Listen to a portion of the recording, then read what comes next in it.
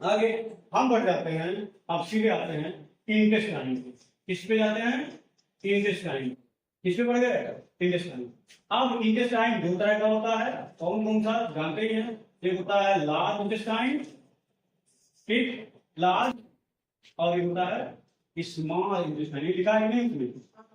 हाँ, ये होता है। अब देखो, अब ये स्मॉल इंटेस्टाइन जिसकी लंबाई कितनी है? नियर अबाउट 7 मीटर के आसपास। कितने मीटर के आसपास? 7 मीटर के आसपास। तो इसको फीट में कन्वर्ट करेंगे लगभग 22 फीट के आसपास हो जाती है। कितने फीट के आसपास? 22 फीट के आसपास। मतलब छोटा है लेकिन लंबा है। क्या है? छोटा है तो लंबा है, लेकिन और बड़ा है तो छोटा है। नाम से देखना, स्मॉल मतलब छोटा और लार्ज मतलब बड़ा। लेकिन इसमें बड़ा कौन है? जो छोटा है लंबाई में बड़ा है, लेकिन यहां पर जो लंबाई और स्मॉल और लार्जर की बात हो रही है, वो डिपेंड कहां करता है? वो आगे फिगर पे देखिए क्यों ये ऐसा है। देखना, जितना भी है स्मॉल इंटेस्टाइन देखना एक पन्नी ट्यूब की तरह है पूरी, ठीक, लेकिन जो लार्ज इंटेस्टाइन जहां से शुरू होता है वो देखो उसकी ये वाला हिस्सा, ये वाला क्या है? चौड़ा है, और इससे चौड़ी होने की वजह से ये लार्ज है, और ये पतला होने की वजह से क्या है? स्मॉल।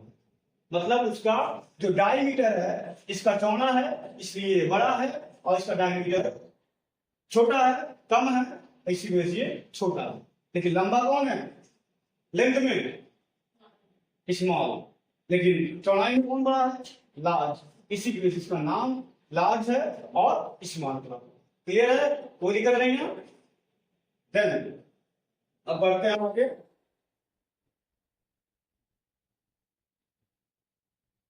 ठीक, ये क्लियर हो गया। अब ये जो स्मॉल इंटेस्टाइन है ये 3 तरह के होते हैं। पहला ड्यूरियम, ठीक, दूसरा जेजुनम, जेजुनम, ठीक, तीसरा एलियम। ये 3 ऐसे पार्ट होंगे इसमें, ठीक। ये सबसे पहले पार्ट किसके साथ जुड़ा है? स्टमक के साथ। किसके साथ जुड़ा है? स्टमक के साथ।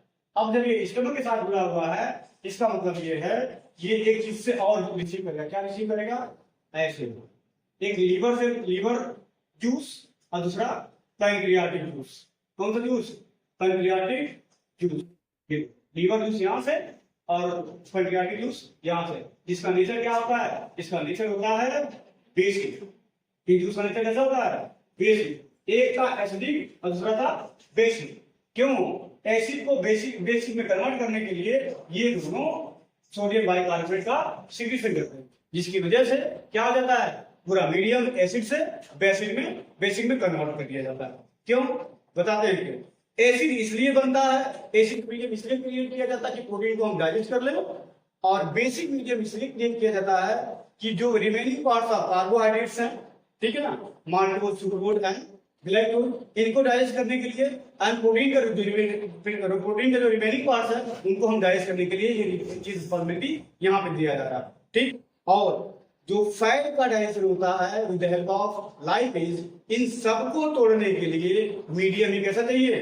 बेसिक चाहिए। ये बेसिक मीडियम नहीं होगा तो इन तीनों का डाइजेशन होगा ही नहीं, ठीक। इसलिए बेसिक मीडियम के लिए ये सभी यूज की रिस्पॉन्सिबिलिटी हो जाती है। क्लियर है? ठीक। अब ये आपके जुड़ता है किसके साथ? जेजुनम के साथ। अब इसी जेजुनम में पूरे जो रिमेनिंग पार्ट्स ऑफ फूड जिनका डाइजेशन नहीं हुआ था वो कंप्लीट होगा। क्या हो जाएगा? कंप्लीट किया जाएगा with the help of digestive enzymes, ठीक। अब जैसे ही डाइजेस्टिव एंजाइम कंप्लीट होगा वैसे ही वो सारे फूड को लेकर पहुंचेगा कहां पर? सेल के पास। क्या कहा भैया मेरा काम खत्म है, अब आपका काम शुरू है। तो एलियन क्या करता है? एलियन का काम है एब्जॉर्ब करना। क्या करना? एब्जॉर्प्शन करना, ठीक। जितना खाया पिया लिया है सबको पचाना है। क्या करना है? पचा देना। मतलब उसको अवशोषित कर लेना है। तो उसको सोखने का कार्य कौन करता है? एलियन करता है। एलियन सबसे ज्यादा अमाउंट ऑफ वाटर को एब्जॉर्ब करता है, और एलियन ही जितने भी रिमेनिंग फूड पार्टिकल का डाइजेशन कंप्लीट हो गया आता है उस जगह पे, उन सभी को क्या कर लेता है? क्या कर लेता है? एब्जॉर्ब कर लेता है। कैसे एब्जॉर्प्शन करता है, उसके पास एक टाइप के स्ट्रक्चर पाए जाते हैं जिनको हम विलाई या माइक्रो विलाई के नाम से जानते हैं। Same as like your finger tips, इस तरीके से उसका स्ट्रक्चर होता है सेम। इसको इश्यू हम कहते हैं। ये जो विलाई है बड़ा बड़ा होगा और माइक्रो विलाई होगा तो छोटा छोटा होगा। यही अंतर है, कोई अंतर नहीं है, ठीक है ना। अब देखो यदि ऐसे होगा तो सरफेस एरिया इसका नहीं बढ़ेगा, लेकिन जैसे जैसे ये अपनी साइज को ऐसे करता जाएगा उसका सरफेस एरिया देखो क्या हो जाएगा, बढ़ जाएगा। इसलिए ज्यादा अमाउंट में वाटर को क्या कर रहा है, एब्जॉर्ब करते हुए या ज्यादा अमाउंट में फूड को एब्जॉर्ब करते हुए चला जाता है। एज लाइक आप सोफा है, सोफे में पानी डाल देते हैं, वो एब्जॉर्ब करते करते करते करते चला जाएगा। एक समय बाद नहीं करेगा बट वो उसको करने का प्रयास करेगा। तो इस तरीके से ये है और ये एब्जॉर्बेशन में पार्टिसिपेट कर लेता है। क्लियर है, क्लियर हो गया, क्या नहीं ना। अब आते हैं लार्ज इंटेस्टाइन में, और ये लार्ज इंटेस्टाइन में होता है लार्ज स्मॉल और लार्ज इंटेस्टाइन के यहीं पर एक पार्ट पाया जाता है जिसको प्रयोग में कहता है अपेंडिक्स। क्या पाया जाता है वहां पे स्पेलिंग मिस्टेक तो ये अपेंडिक्स ये पाया जाता है। ठीक, ये आपके फिंगर लाइन ऐसे निकला हुआ रहता है, इसका कोई काम नहीं है डायरेक्शन में, मतलब ये कुछ भी नहीं करता है, बट ये सम पार्ट्स ऑफ ऑर्गेनिज्म को अपने पास रखने का जगह रहेगा, माइक्रो ऑर्गेनिज्म को अपने पास रखने की जगह देता है। इट मींस ऐसे कर सकते हैं कि ये बैक्टीरिया को अपने पास रखने की जगह देता है जो एक तरीके से अदर फंक्शन करते हैं। ठीक, ये जिसमें गलती से कोई भी इन्फेक्शन हो गया तो इसे काट कर निकाल दिया जाता है। ठीक, ये गलती से कोई भी इन्फेक्शन हो गया एकदम ऐसे ही है, ध्यान देना अपनी आपकी उंगली छोटी वाली उंगली की तरह, ठीक, लिटिल फिंगर। अब इसको इस काट के निकाल दिया जाएगा विदाउट या फिर क्लियर। देन अब इसमें एक आता है पूरन, ठीक, और एक होता है इसका क्या कोलन होता है। ठीक, अब यही कोलन आगे आगे पार्टों में डिवाइड होकर रहता है जिसको हम ये दिखाते हैं आपको पीछे बाय करके। ये देखो ये कोलन यही शुरू हो जाता है इसी से। ठीक, ये कोलन ऐसे शुरू होता है, इस तरीके से जाता है। अब जब ये चढ़ रहा है, ध्यान देना, जब ये चढ़ रहा है इसको कहते हैं असेंडिंग कोलन। क्या कहते हैं, असेंडिंग कोलन। जब ये ट्रांसफर जा रहा है, ऐसे जा रहा है, इसको हम कहते हैं ट्रांसवर्स कोलन। ठीक, और जब ये नीचे की तरफ जा रहा है इसको कहते हैं डिसेंडिंग कोलन। क्या कहते हैं, डिसेंडिंग कोलन। और लास्टली ये आप इसको जाता है किसके साथ, स्टमक के साथ। अब इसका कोई खास कार्य नहीं है, इसका कार्य इतना ही है कि ये क्या कर लेता है, ये जो अनडाइजेस्टेड फूड पार्टिकल्स है उनको अपने पास ग्रहण कर लेता है और ग्रहण करते हुए उनको फीकल मैटर में कन्वर्ट कर देता है, मतलब इसके रूप में अपशिष्ट पदार्थों में कन्वर्ट कर देता है। और उस फीकल मैटर में जो एक्शन अमाउंट ऑफ वाटर होता है उनको इस्तेमाल क्या कर लेती है, एब्जॉर्ब करते हुए चली जाती है। और लास्ट में ये कन्वर्ट किसमें कर देता है, वो कन्वर्ट कर देता है इस वाले पार्ट के लिए फीसेस। क्या कन्वर्ट कर देता है, फीसेस कन्वर्ट कर देता है। ठीक है, जिसको हम वेस्ट मटेरियल के नाम से जानते हैं। ठीक, और आते हैं रेक्टम पे। रेक्टम एक ऐसा ऑर्गन है जो सिर्फ और सिर्फ स्टोरेज ऑर्गन के रूप में जाना जाता है और उसी अनडाइजेस्टेड फूड पार्टिकल्स को वो स्टोर करता है एट ए टाइम के लिए, then spread out through the anus, और एनस से वो बॉडी से एलिमिनेट कर देता है। क्या कर देता है, एलिमिनेट कर देता है। ठीक, इस तरीके से पूरी प्रोसेस को ये कंप्लीट करने का पूरा कार्य करता है। अब इसमें कुछ चीजें बची हुई हैं जिसको आपको थोड़े से समय में ही खत्म करते हैं। क्लियर, अब वो क्या चीजें बची हैं ये आप देख लीजिए। क्लियर है कि नहीं है, क्लियर है ना पूरा। अब बचता है ये डाइजेशन कैसे करते हैं, सब ये समझ लेना। ठीक है, कैसे करते हैं डाइजेशन, ये हमको समझना। इन माउथ, इसमें इन माउथ, ध्यान देना, माउथ में स्टार्च को क्या दिया जाता है, तोड़ा जाता है। ठीक, और स्टार्च को तोड़ने के लिए क्या चाहिए, टाइलिन। क्या चाहिए, टाइलिन चाहिए। और इस टाइलिन को 6.5 pH के आसपास का मीडियम चाहिए। और इस 6.5 का मतलब क्या हो गया, ये हो गया स्लाइवा। क्या हो गया, स्लाइवा। हाँ, ये कन्वर्ट इसमें कर देता है उस स्टार्च को माल्टोज में, इसमें कन्वर्ट कर देता है माल्टोज में कन्वर्ट कर देता है। बस उसका काम खत्म हुआ वाला। अब आते हैं सीधे स्टमक में। इसमें आते हैं स्टमक में। स्टमक में ये क्या शुरू करेगा, प्रोटीन को डाइजेस्ट करेगा। क्या शुरू करेगा, प्रोटीन। प्रोटीन को कन्वर्ट करेगा पॉलीपेप्टाइड्स, इसमें कन्वर्ट करेगा पेप्टाइड्स प्लस पेप्टोन्स में, किसमें कन्वर्ट करेगा? पेप्टोन्स में। अब यहां पर क्या क्या काम करेगा? पेप्सिन। क्या करेगा? पेप्सिन। ठीक, और इस पेप्सिन की मदद से with the help of HCl, जहां का पीएच वैल्यू नियर अबाउट कितने के आसपास होता है, कितना वैल्यू होता है, कितने के आसपास होता है, मतलब हाईली एसिडिक हो जाता है। जब हाईली एसिडिक रहता है इसका मतलब ये उस प्रोटीन को तोड़ने के लिए कितना काम करता है, नियर अबाउट ये इस्तेमाल 4 से 5 घंटे की प्रोटीन को अपने पास रख लेते हैं। क्या कर लेंगे? रख लेंगे। अब ये जो कन्वर्जन हो गया इकोनॉमिकेशन, और इस कन्वर्जन को हम कहते हैं बोलस। क्या कहते हैं?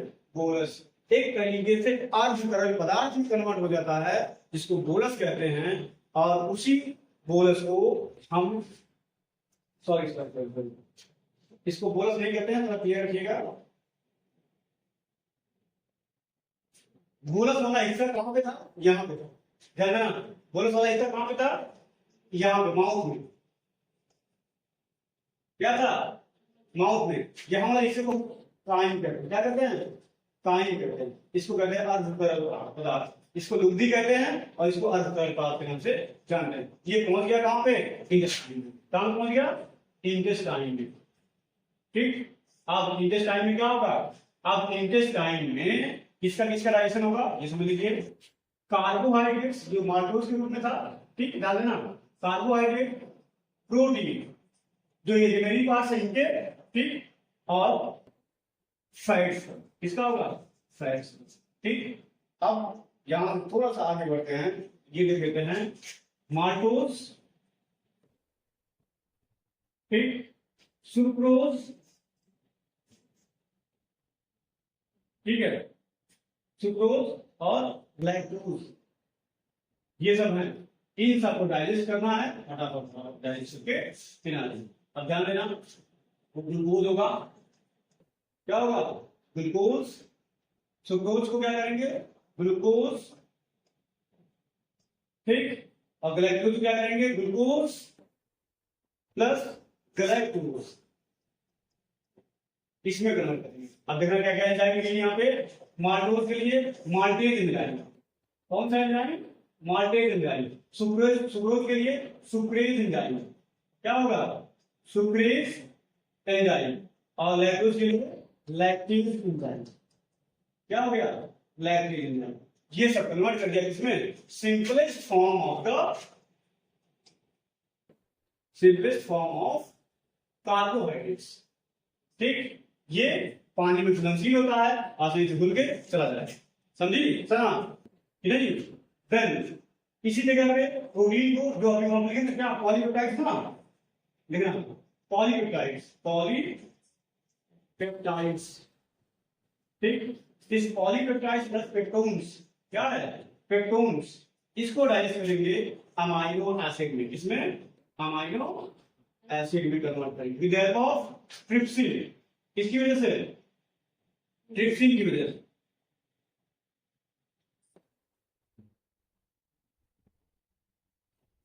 ट्रिप्सिन की वजह से, किसकी वजह से? ट्रिप्सिन की वजह से। और ये ट्रिप्सिन कन्वर्ट करता है किसको? उन सभी रिमेनिंग पार्ट्स को अमाइनो एसिड। अब आते हैं इसको फैट्स, इसको फैट्स, और फैट के लिए क्या चाहिए? Lipase enzyme. क्या चाहिए? Lipase enzyme. और लाइपेज क्या करता है? फैटी एसिड, इसमें फैटी एसिड और प्लस ग्लिसरॉल, इसमें ग्लिसरॉल। और ये सभी पार्ट्स हैं simplest form of the complex form का। इस कॉम्प्लेक्स फॉर्म का इस सिंपलेस्ट फॉर्म का, समझे कि समझे? क्लियर है? इस तरीके से ये तोड़ने का कार्य करता। क्लियर? अब ये बताओ, किसी कोई डाउट है? बताओ, डाउट है? इस इतनी सारी प्रोसेस आपके इंटेस्टाइन में होती है, क्या आपको पता है किस तरीके से होती है? नहीं ना? लेकिन जब आपको भूख लगता है तो आप क्या कहते हैं कि मेरे पेट में चूहे कूद रहे हैं। क्या कूद रहे हैं? चूहे कूद रहे हैं। क्यों चूहे कूद रहे हैं? ऐसा कौन सा पेट है जिसमें चूहा घुस गया हो? हमको बता दो। चूहा घुसेगा नहीं, मतलब वो एक तकिया कलाम है जो रिप्रेजेंट किया जाता है कि हमको बहुत तेज भूख लगी है। और वो क्या दिखाता है? वो दिखाता है कि हमारा जो इंटेस्टाइन है, ठीक है ना, उसमें कॉन्स्ट्रिक्शन, एक्सपेंशन, कॉन्स्ट्रिक्शन जो भूख लगने के बाद बढ़ जाती है, क्या हो जाती है, बढ़ जाती है, और उसके बढ़ने की वजह से आपको एहसास होगा कि बहुत तेज भूख लग चुकी है। क्लियर, क्लियर है ना, इस तरीके से एहसास। और इस तरह इन सभी का मीडियम क्या होगा, बेसिक मीडियम होगा। क्या होगा, बेसिक मीडियम होगा। क्यों, बिना बेसिक मीडियम के इन सबका डायरेक्शन नहीं होने वाला। ठीक, अब जब इनका डायरेक्शन हो गया है तो इनका एब्जॉर्प्शन भी बताएं कहां होगा, होना है, इनका एब्जॉर्प्शन होना कहां पे है, डाइजेस्टिव फूड मटेरियल। ठीक, कहां पे डाइजेस्ट होंगे, एरियम में, बताया ना, एरियम कहां होंगे, एरियम में होंगे। अब एरिया में जो डाइजेशन, जो एब्जॉर्प्शन होगा, क्या होगा, एब्जॉर्प्शन।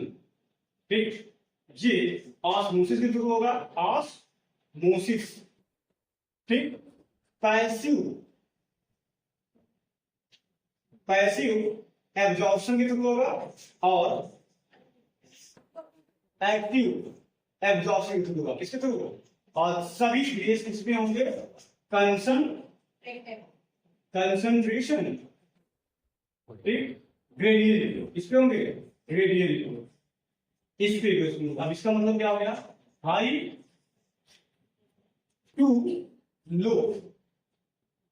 कहां पे जा रहा है, हाउ हाई टू लो, मतलब यहाँ हाई है और यहाँ लो है, इसके अंदर लो है और ब्लड वेसल्स में, सॉरी, इसके अंदर हाई है और ब्लड वेसल्स में क्या है, लो है। मतलब जो खून या जो रुधिर वेसल्स होती है वो इसको एब्जॉर्ब करते हुए लेके जाती है और सभी सेल्स को देती है, तुम ले लो, तुम ले लो, तुम ले लो, तुम लो, सबको डिस्ट्रीब्यूट कर जैसा जरूरत होता है।